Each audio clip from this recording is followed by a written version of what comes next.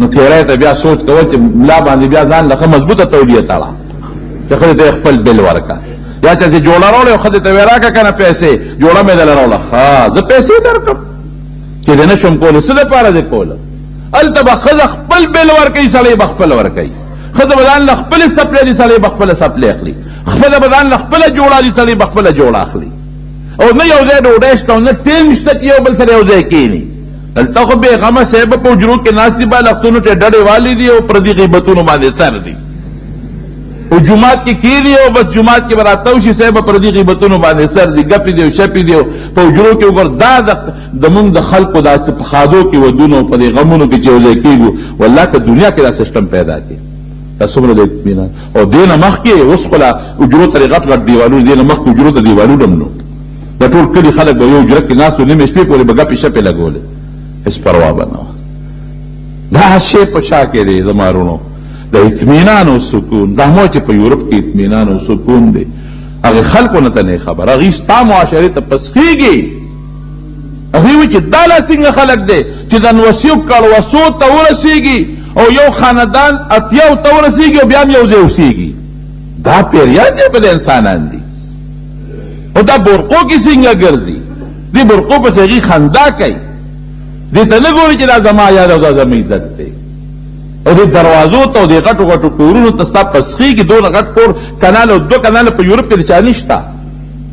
او دې ستا دې زندګۍ ته او دې جومات او دې مونځ ستا پسخېږي ټیم ورسره نشته که هغوی سیان هم دي صرف اتوار فرض چرک ته ځي بس 5 منټو له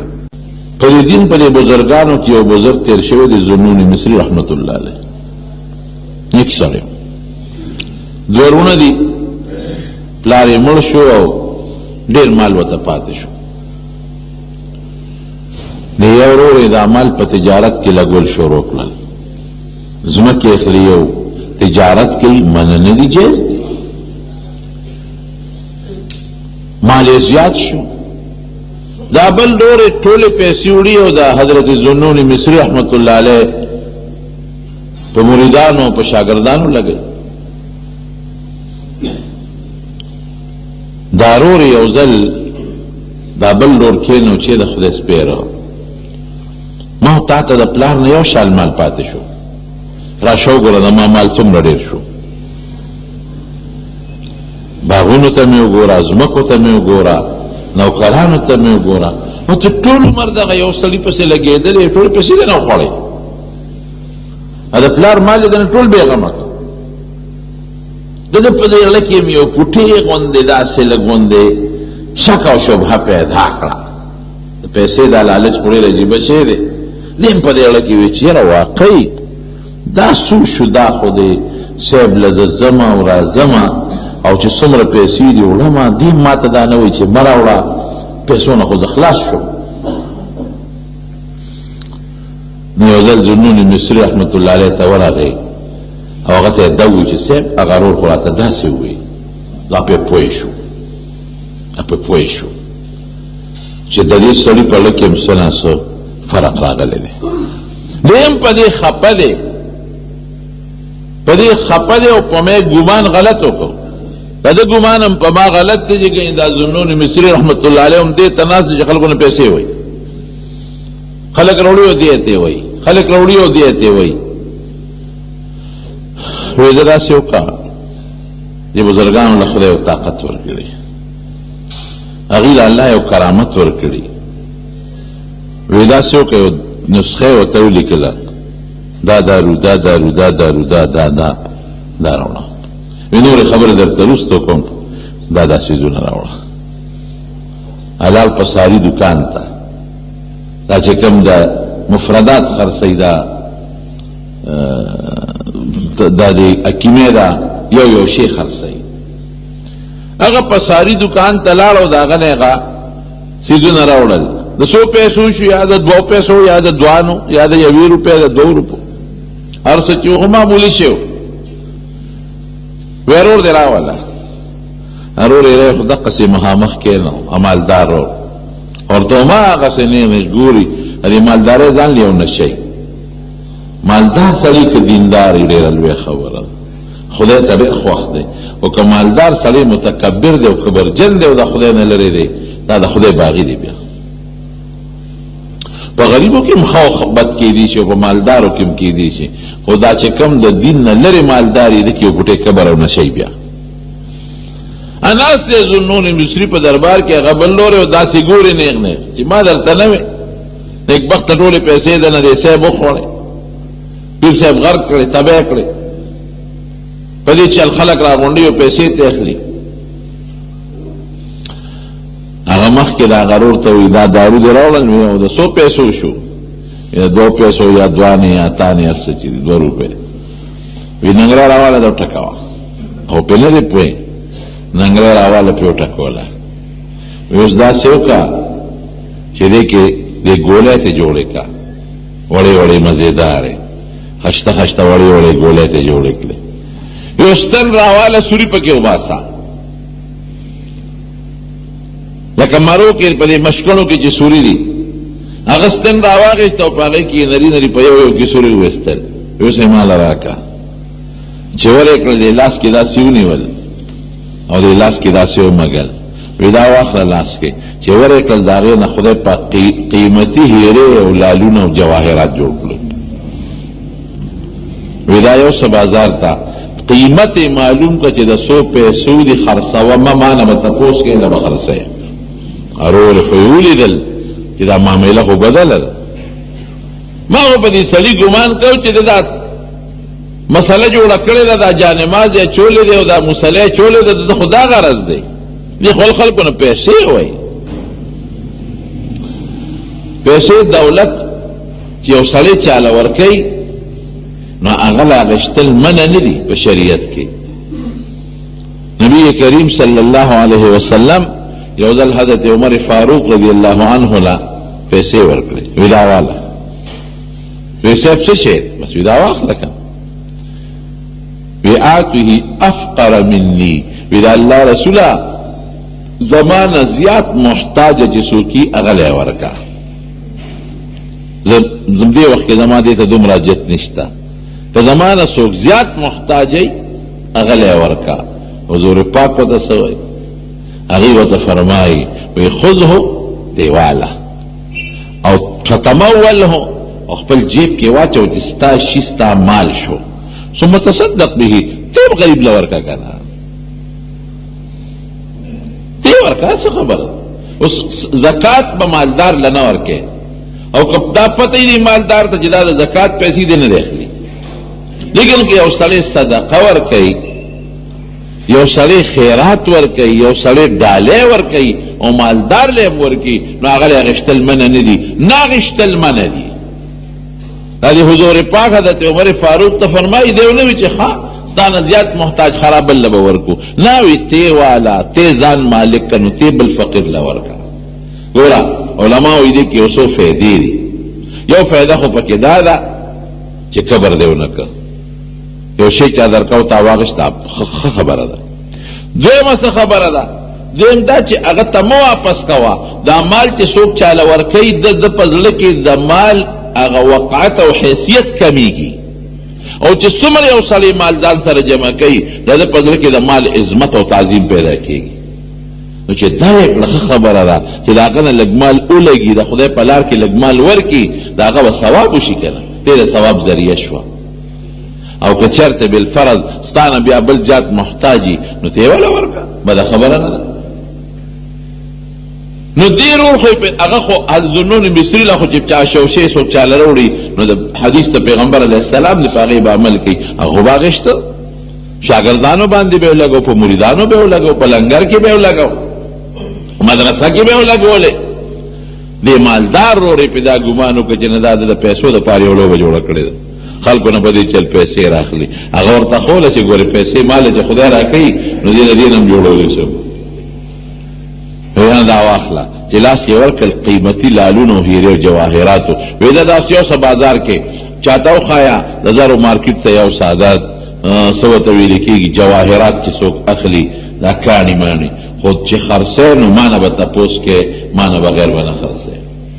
یو ویل یو سړي ته یې کېښودل دا خرڅوم یاره جي د دې قیمت ما سره نشته دا چا باندې خرڅ کړم دا هغلته فلان کې دی سوداګر هغه له اوس هغه له مونږ ورکړو دا مال چې غلې ولا غوکته هر په دې کم ځای جوړ پیدا کړی دی وي تم څه کې خدا ته 100 پیسو دي جی دې قیمت ما سره نشته دا چا باندې خرڅ کم د فلانکی بازار ته یو سال ته لوی تاجر دی به دنوالي چې غلې وړي هغه ته خوله هغه لاس کې اړول هر جی خو پکې ګم خدای دومره د قیمت شی دی چې دا خود د ګټه شی دی خو ما سره دې پیسې نشته قیمت نشته چاله یو سم دا فلان کې له یو سال چې الته اورل یا جواب لدر نه خدا خو ډېر لوی پیسې سره څومره ده هغه زمانه کې څو لکونه کروڑونه درهم یو یاد کړ چې دومره دي دا خرڅه وینرا کو دلګه چې د چا دی هغه ته پوسه د قیمت معلوم کا نو واپس یې ولا وروړل وی د 100 پیسو دي عملدار ورته ناشته هغه به بیا بد ګمان سنا سخشو خو بیا پورا ګمان نشتا او اذا خود مره مشکلی به د 115 روپو ارور ته ولوي د 100 پیسو دي سوي سړي جواهرات والا سوي زرګر سوي چې پسو اخلم وې سب د دې قیمت خو صرف یو سړي سره پټول خار کې پیدا شو بل چا سره نه ملاويږي او اغم دومره لکه دومره کروڑا درهم یادای ویسره کوي ورامله هغه ته واغشته او یو شاغه چې دارو دې بګې مې دا کوله چټو راوړه او کانې مروړه چټو کانې پیروړو ودا پکې واچو مې دیکا پیټه کا وخې مې دکا او چې خې مې دکړې نو راځه د مدرسه او د خانقاه د دریاب په غاړو لاس کې واغې دریاب ته غورځولې وی چې موږ د خدای نه غواړو نو د 2 پیسو د دارو نه موږ له خدای د کروڑونو شي جوړای خدای داسې موږ غواړو نه د خدای نه لکه تیر جمعه تاسو ته ما ویلو چې حضور پاک فرمایل الفقر فخری وی فقر زما فخر دی وی دامه تمنا د چې یو ورځ مورم دوار واځي وګي نبی علیہ السلام فرمایي حضرت عمر فاروق رضی الله عنه ورته وی وی الله رسولا وی د خدای نه وغواړي چې خدای پاک فارس او روم له دومره مال ورکړي دي چې ستا په امت فراخي راشي وی عمر ته په دې سوچونو کې پروت دی وی دا خلک دی خدای پاک دې له دنیا ورکړي موږ له وخت خیرت راکړي زمون دنیا نه زمون خیرت دی د دنیا مال لولو من نه لګوري ماته له جمعه درته ویلو او چې د الله د منشا مطابق یو غټي او د الله د منشا مطابق خرج کړي اوس دا خلک دی خدای پاک څومره طاقت ورکړي مطمئن ژوند دی هغه بل ور چې وکتل راغی په دې کونډو لاس کې خود حضرت معافي غواړم بس زماده رور چې دا کم مال دلته خرج کوي ځان پوي کا ستارور چې دلته کم مال خرج کو دا د ضرور په فایده کې لا تا چې ځان لکم باغونه جوړ کړی دي دا ستا په فایده کې نه دي دینه به ته دا بر 900 کړوسو ته پاتې وي د چې کم مال د الله په لار کې خرج کو دا د ځان آخرت ته ذخیره کړل او اتبسمله نو ترشتیا وای خوب درې شپې کې ته سمله وینسه ولی نه درې خوب نو ما سره دا سوچي چې دا باغ می غلیو نه وای دا سوچ می چې دا نوکر د پټی نه غلاو نه کی دا سوچ می چې دا فلان کې نوکر نه پیسې پټی نه کی دا سوچ می د شپې ډاکورانی شغلا را نه کی ابل ورته ته چې سملې د شپې له سوچي به صاحب خو به غم صادر راکاږي مو د چې مو سر به غم پاس نو نیک عمل کې دا فائدہ ده چې د سړی په ځل کې سکون پیدا شي او اطمینان پیدا شي دا که سړی و په خزه حضرت بی بی رابعه بصریه یو نه که حضرت رشید زنانه و بی بی و یو رشتہ دار وی قریبی رشتہ دار وی د لاړم ملاقات د کار میں وسرا چې کار لاړم وی دا ټیم د مازیګرو وی مازیګر وخور رسیدم وی دا په مانځه ولاړو خو اوګد منځو کده ناستو مجدا د مانځنه فارغ شي زبر د خپل اجته وي وی چې منځو کړل بیا درې د بیا سره رکعات وکړل خو اوګد خو سجده موږ کوي ورکوم خو اوګد کوي او چې هغه منځو کا بیا د فرض نیت کړل خو اوګد فرض وکړل د مازیګر او چې هغه وکړل نو ما ته ډوګوري نه قبله ته مخ کړې او لګیا په خپل غوتو په تسبیح الله یادای ویلې کې د ماخام باندې ما چودري کې دا ذکر او اذکار نه فارغ شي نو زه به خپل جته وي وی دې کې ماښام بانګ وي چې بانګ وي لګیا 3 رکعات فرض یې وکړل وی 3 رکعات فرض پس بیا اوږده 2 رکعات سنت یې وکړل سنت پسې ودرېده په اوابینو خو اوږده 2 رکعات نفل بیا 2 رکعات نفل بیا 2 رکعات نفل وی هغه دومره اوږده کړل چې خبره ماسخوتن ته ورسېدل ماسخوتن بانګ یې ووی وی زه ناست یم چې دا به اوس فارغه شي نو زه به ورته څه خپله خبره وکړم وی دې کې چې د ماسخوتن بانګ یې ووی وی دا ودرېد د ماسخوتن 4 رکعته نفل یې شروع کړل خو اوږدې وکړل ورپسې 4 رکعته فرض وکړل ورپسې ودرېد 2 رکعته سنت یې وکړل وی بیا لګیا شو تهجد یې شروع کړل زه اوس کله یو خوړم او کله دا خوړم چې اوس به دا ستړي شي اوس به دا ستړي شي اوس به ستړي شي وی خبره پېشبني ته ورسېده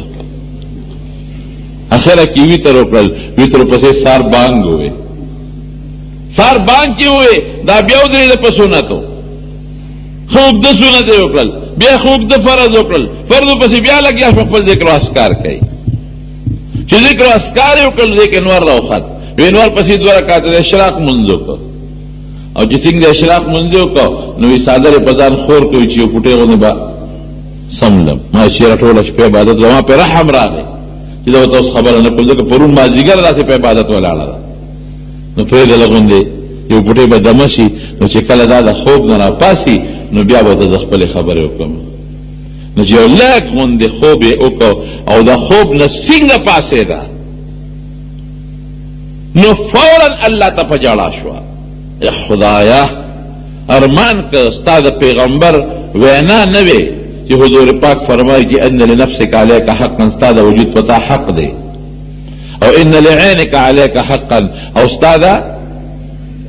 سترګو پتا حق دی او ستا د وجود پتا حق دی ان لعينك عليك حقا نو که دا وینا نه وي نو الله ما به خوبم نه وي کړی استاد پیغمبر د وینا مطابق دی وجود لما خپل حق ورکه خوب مې وکړو نو الله کمانه دا خوب لږ زیات شوي معافي غواړم خدای ما معاف کړه او فوراً پاسېده او داسې وکړو او داس پسې راله دوحا په مانځ ودرېده بیا خبره ماسپخین ته ورسېده ماسپخین بیا منځونه مازدیګر ته ورسېده په دې یو شواروس کې ما دومره موقع پیدا نه کړ چې ما بیبي رابعې بصري ته خپله جت ویلي یو صحابي ته وایي چې داسې چل دی په دې خو سړی ستړی کېږي یو صحابي بل صحابي ته وایي ای ملګري وی راځه کنه یو 2 رکعته مونځ را باندې وکړه او ارحنا بها په دې مونځ مې لږ دمه کا مونږ په مونځ ستړي کېږو او صحابه یو بل ته وایي مونږ په مونځ دمه کا چې الله ته ودرېږو یو سړی چې ډېر زیات هم ستړي شي او ډېر زیات د وجود خوږېږي او ستړي شي او دې راشي او یو خپل محبوب سره کینی یو خپل معشوق سره کینی نو وجود ته سکون اطمینان حاصل شي که نه شي مونږ مونځ کوو خو مونږ دا محسوس نه کړه چې دا مونځ کې د خپل محبوب الله ته ولاړ دی یو قرض دی یو بیګار دی راشه ډز ولا ورکړه چې قصه خلاصه شي صحابه به وي بیبي رابعې بصري به وي په مانځه دمه کېږم صحابه وایي وی راځه چې مونځ وکړو وی په دې مونځ مې یو بوډۍ لږ دمه که دمه دا بیبي رابعه بصریه ده په زندګۍ کې د خپلې خولې نه بغیر د قرآن شریف د آیت نه بل ټکي نه دی ایستی که چا به د تپوس کو د مسلې نو یا به د خبرې تپوس پې کو نو عبدالله ابن مبارک وایي وی حج له ورسره په لاره تلم بوډی د بوډی او چې ما ته د څه مسلې خبرې تپوس کړې دي نو ما ته د قرآن شریف آیات ویلې دي ما به د هغې نه معلومه کړه چې دا مقصد دی دا د دې خلکو ژوند و دا د دې خلکو زندګي وه هغې به مونځ کې حضرت شیخ الهند صاحب مولانا محمود الحسن رحمه الله زمونږ د دارالعلوم دیوبند لومبي طالب العلم دی دارالعلوم دیوبند له خدای بس یو برکت ورکړی دی یو برکت خدای ورکړی دی او زه اکثر ویم د کوم دارالعلوم نقشه چې محمد مصطفی صلی الله علیه وسلم په خپل کونټه مبارکه اچولې ده نو دې کې به سړی څه وایي چې دا دارالعلوم دی او که نه دی مولانا قاسم نانوتوي رحمه الله وی په سوچ او په فکر کې پروت دی چې خدای پاکه مدرسه جوړوم او دا دارالعلوم جوړوم او د دې دا دارالحدیث کم دی جوړ کم دا د طالبانو کوټې کم دی جوړ کم دا کم دی جوړ کم سوچ فکر کې پروت د شپې میں نبی کریم صلی الله علیه وسلم په خوب کې ولې پریشان ہے حضرت تک سے مدرسہ جوڑو ما دلتا دینی درسگاہ جوڑو ما سوچ کے مچدا فلان کیا کوٹا کم دے جوڑا کم دا حدیث ہو مثلا دا مثال اور کم دا حدیث ہو دا درسگاہ کم دے جوڑا کم دا شے کم دے جوڑ کم بے کم دے جوڑو غواړي میں سے پدے میدان کی راضا نبی علیہ السلام مبارک علیہ مخ کے زور پسیم کر خیدا سے نہیں غتا وکړه دلته به دیوال لاته وکړي دلته به حدیث درسگاہ جوړ کې دلته به داسي جوړ کې دلته به داسي جوړ کې دلته به داسي جوړ کې خشته نقشه راته پزماکه جوړ کړ دا ډیزاینینګ او دا نقشه ارکیټیکټ سړی ته دغه جوړای په کاغذ جوړای نبی علیہ السلام ماته مکمل نقشه پزماکه جوړ کړ چې خوب نه پاسې دم او اورګه چې زرد غزاله ورشم چې هغه پیغمبر علیہ السلام مبارک کما نقشه راته جوړ کړل چې هغه نه یې نشي او زور چې موضوع به خپل غزاینه معلوم کما چې حضور پاک د شپې ما ته کم زین خو درې وی قسم دې چې سار ولا مرو لګیدا غزاتا وی د حضور پاک د کونټه مبارک نه خو مقصد پرتی دي کله کوئی دارالعلوم دیوبند او دارالعلوم دیوبند ما یې که خاپیره ک ډېر مو چې د نور دارانا دا نور نه دی او دا نور رڼا نه ده لوم الخفاش لا یظلم البدر دا سپومه نه رڼا نشته نو د خاپیرک په چغو د نور رڼا نه ختمېږي او نو د خاپیرک په چغو د سپومه رڼا ختمېږي خو یو شان خدای دارالعلوم دیوبند نور کو چې نن د دنیا په ګډ کې د دارالعلوم دیوبند بچی لګیا دي څوک د حدیثو درسونه کوي څوک د قرآن درسونه کوي څوک د فقه درسونه کوي څوک جهادي سلسله کې مصروف څوک دعوت سلسله کې مصروف څوک تصوف سلسله کې مصروف والله کده دارالعلوم دیوبند شاګردان په دنیا کې نن په اربها او تعداد کې موجود دي چې څوک یې مشماري خو به نشماري مدینه منوره کې ناستم په مدینه شریفه کې یو سړی به درس کاوه مالته کې دوستان دي شاګردان دي په جامعه کې یو مرګري نه مې تاسو کوم دا سړی خدا درس اورم اگر چې مونږ تللی خو هغه درسونه کیږي ځای په ځای نو هغه आवाज بدل لوډ سپیکر ما اورېده نه هغه بعد واعظان ته چې واعظ کوي هغه لږه سختی کوي خصوصا د مذهب په باب کې لږه تیزی کوي مې دا خو ډېر معتدل او ډېر انصافدار سړی دی دغه چې د امامانو نمونه اخلي ډېر په عزت اخلي حضرت امام ابو حنیفه رحمه الله دعا وته کی حضرت امام شافعی رحمه الله ډېر په عزت اخلي دا سړی څوک دی ناغي چې دا زموږ د جامع استاد ډېر انصافدار سړی دی ډېر ښه سړی نو یو ځل ورله مور سره کېناستم چې دې فارغ ور سره کېناستم اسمه خوښ شو ما ور سره عربی کې خبرې کولې زموږ د عربي خو هغې پیژنې د هغې خپل عربي داسې ده لکه سړی چې پنجابي وایي او پنجابی سره ته د کتاب مطابق د ګرامر مطابق اردو ہے نو پنجابی په دې پوهېږي چې دا چې د پښتون دی خو اردو زده کړې ده هغې خپل عربي لکه یو ګوټې ګډه وډه شوې ده نو موږ خو دا کتابي عربي وایو اپه ما پوه شو نو ما ته اردو کې در فورن خبر پاکستاني ما ویو بیا اردو کې خبرې شروع کړې نو ما ورته چې ته اردو ته څنګه صاحب زده کړې ده اردو دې کوم ځای زده کړې ده ما ته زه خو اصل د برما یم د برما او په دې سعودي کې ماته نېشنلټي ملاو ده لکه دې باقاعده شناختی کارت هغې ورته تابعیه وي یو مستقل نېشنلټي دلته ماته ملاو ده دې نو مې اردو دې کوم ځای زده کړې ده